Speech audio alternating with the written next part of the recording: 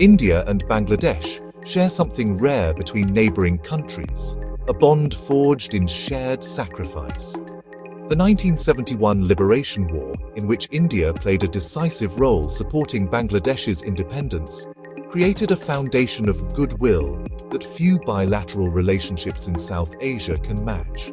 The two countries share over 4,000 kilometers of border, deep cultural and linguistic ties, growing trade, and millions of families connected across that divide.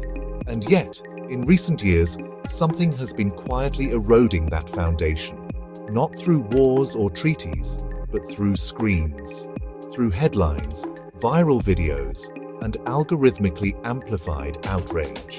The question this video asks is a serious one. How much of the tension between India and Bangladesh today is manufactured? And how does misinformation shape the way these two countries see each other? To understand that, we need to start with India's media landscape, because it has changed dramatically over the past 2 decades. India once had a relatively diverse press, with regional papers, independent broadcasters, and competing editorial voices. That diversity has narrowed considerably. Corporate consolidation has placed a large share of Indian media in the hands of a small number of conglomerates with business interests that often overlap with political power. The term Godi Media, loosely translated as lapdog media, emerged from Indian civil society and journalism critics to describe outlets perceived as editorially aligned with the ruling establishment. The phrase is pointed and contested, but what is harder to contest is the structural reality. When ownership, advertising revenue, and political access all flow from the same direction, editorial independence faces genuine pressure. This does not mean every Indian journalist or outlet operates in bad faith, but it does mean the institutional conditions for agenda-driven coverage exist and are worth examining carefully. Within that media environment, Bangladesh has increasingly appeared as a subject of negative coverage, and critics, fact-checkers, and Bangladeshi officials have raised specific, documented concerns. Among the most persistent allegations is the exaggerated or outright false reporting on communal violence against Hindus in Bangladesh. Bangladesh does have a Hindu minority community, and incidents of communal tension do occur and deserve serious reporting.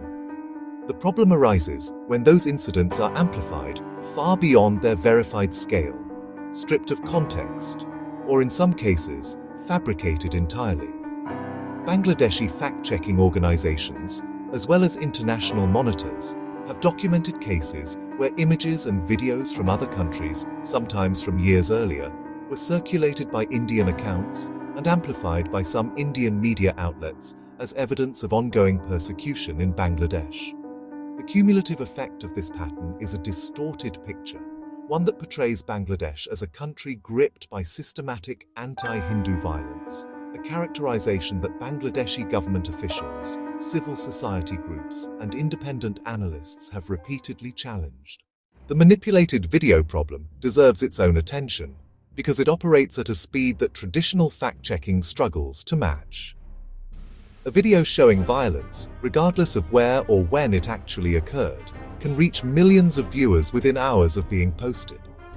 By the time a credible correction is published, the original clip has already shaped the emotional response of a large audience. Some of the videos that went viral in India, purporting to show attacks on Hindus in Bangladesh, were traced back to incidents in India itself, or to entirely different countries. Others were real events in Bangladesh, but from years prior, resurfaced and recontextualized to suggest an ongoing crisis. The consequences are real. These videos generate genuine anger among viewers, fuel communal sentiment, and create political pressure that diplomats on both sides then have to manage. 2 media theories help explain the mechanics of what is happening here. The first is the propaganda model, developed by Edward Herman and Noam Chomsky in their 1988 book Manufacturing Consent.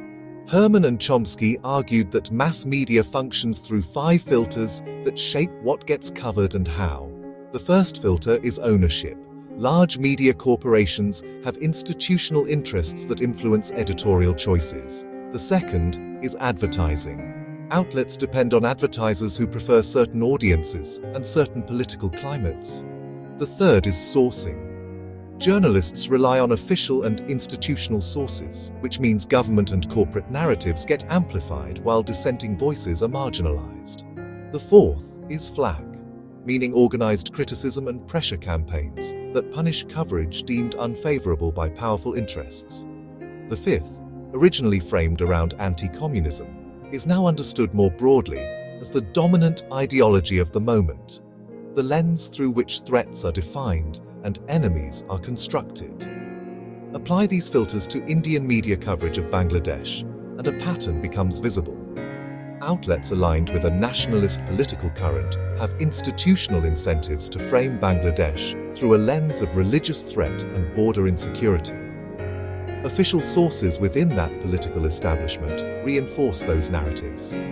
Critical voices, journalists or academics who push back, face coordinated online harassment. The ideological filter, in this context, is a form of Hindu nationalist framing that positions Muslim-majority Bangladesh as inherently suspect. The second theory is agenda setting, developed by Maxwell, McCombs and Donald Shaw from their research on the 1968 American presidential election. Their core insight was elegant and important. Media does not tell people what to think, but it powerfully shapes what people think about. When a particular issue receives sustained, prominent coverage, audiences come to see it as important, regardless of whether that coverage is accurate or proportionate. Apply this to India-Bangladesh relations and the pattern is clear. When Indian media repeatedly run stories about Hindu persecution in Bangladesh, border infiltration, and illegal migration, it is not merely reporting on those issues. It is elevating them to the top of the public's mental agenda. Over time, this repetitive framing conditions Indian audiences to associate Bangladesh primarily with threat and instability, crowding out the far more complex and largely cooperative reality of the bilateral relationship. Corporate ownership and political alignment make this worse through selective framing. Framing is the choice of what to include, what to omit, and what language to use. An incident of communal tension in Bangladesh can be framed as an isolated failure of local law enforcement, or it can be framed as evidence of state-sponsored persecution of minorities. Both framings use some of the same facts. The difference lies in context, proportion, and intent. When ownership structures create incentives for sensationalism and political alignment creates incentives for negative framing of a neighboring country, the result is coverage that consistently chooses the more alarming interpretation. The diplomatic consequences are real and measurable.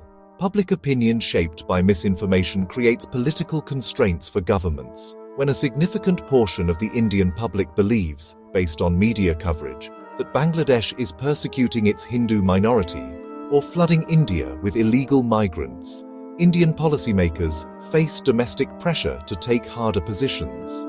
This complicates negotiations on shared river water, trade agreements, border management, and the many areas where the two countries have genuine mutual interests. The goodwill generated by 1971, by cultural kinship, by decades of economic cooperation, all of it becomes harder to translate into functional diplomacy when public sentiment has been shaped by a steady diet of distorted narratives. This is why media literacy is a practical necessity for anyone who wants to understand South Asia, not an abstract academic concern. For viewers, the basic tools are available. Cross-reference claims across multiple sources, check the credibility and track record of the outlet reporting a story. Look for fact-checking organizations in both countries, and be especially skeptical of viral videos that provoke strong emotional reactions. For journalists, the responsibility is straightforward. Verify before publishing, provide context, and resist the pressure to serve political agendas at the cost of accuracy. Ethical journalism does not mean avoiding difficult stories about communal violence or border tensions.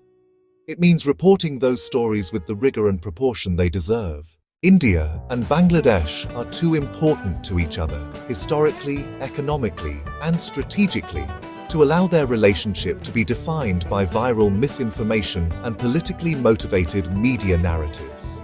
The The story of these two countries is genuinely rich and worth telling honestly.